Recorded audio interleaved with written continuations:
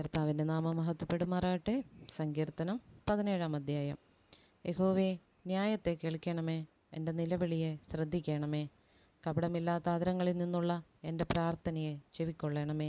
എനിക്കുള്ള വിധി നിൻ്റെ സന്നിധിയിൽ നിന്ന് പുറപ്പെടട്ടെ. നിൻ്റെ കണ്ണ് നേർ കാണുമാറാകട്ടെ. നീ എൻ്റെ ഹൃദയത്തെ ശോധന ചെയ്ത് രാത്രിയിൽ എന്നെ സന്ദർശിച്ചു.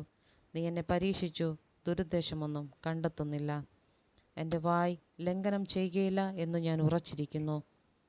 മനുഷ്യരുടെ പ്രവൃത്തികളെ കണ്ടിട്ട് ഞാൻ നിൻ്റെ അധരങ്ങളുടെ വചനത്താൽ നിഷ്ഠൂരൻ്റെ പാതകളെ സൂക്ഷിച്ചൊഴിഞ്ഞിരിക്കുന്നു.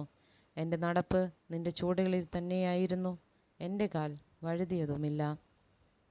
ദൈവമേ, ഞാൻ നിന്നോട് അപേക്ഷിച്ചിരിക്കുന്നു, നീ എനിക്ക് ഉത്തരമരുളുമല്ലോ. നിൻ്റെ ചെവി എങ്കിലേക്ക് ചായ്ച്ച് എൻ്റെ അപേക്ഷ കേൾക്കണമേ. നിന്നെ ശരണമാക്കുന്നവരെ, അവരോട് എതിർക്കുന്നവരുടെ കയ്യിൽ നിന്ന് നിൻ്റെ വലം കൈയാൽ രക്ഷിക്കുന്നവനായുള്ളവേ, നിൻ്റെ അത്ഭുതകാരുണ്യം കാണിക്കണമേ. കണ്ണിൻ്റെ കൃഷ്ണമണി പോലെ എന്നെ കാക്കണമേ. എന്നെ കൊള്ളയിടുന്ന ദുഷ്ടന്മാരും എന്നെ ചുറ്റിവളയുന്ന പ്രാണശത്രുക്കളും എന്നെ പിടിക്കാതെ വണ്ണം നിൻ്റെ ചിറകിൻ്റെ നിഴലിൽ എന്നെ മറച്ചു കൊള്ളണമേ. അവർ തങ്ങളുടെ ഹൃദയത്തെ അടച്ചിരിക്കുന്നു, വായ് കൊണ്ട് വമ്പ് പറയുന്നു. അവർ ഇപ്പോൾ ഞങ്ങളുടെ കാലടി തുടർന്ന് ഞങ്ങളെ വളഞ്ഞിരിക്കുന്നു.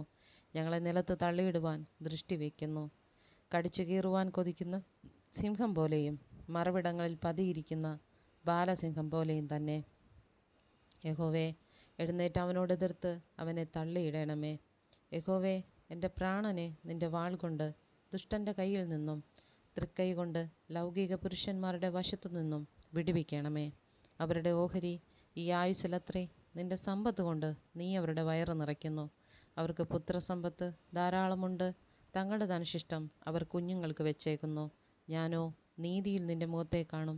ഞാൻ ഉണരുമ്പോൾ നിൻ്റെ രൂപം കണ്ട് തൃപ്തനാകും.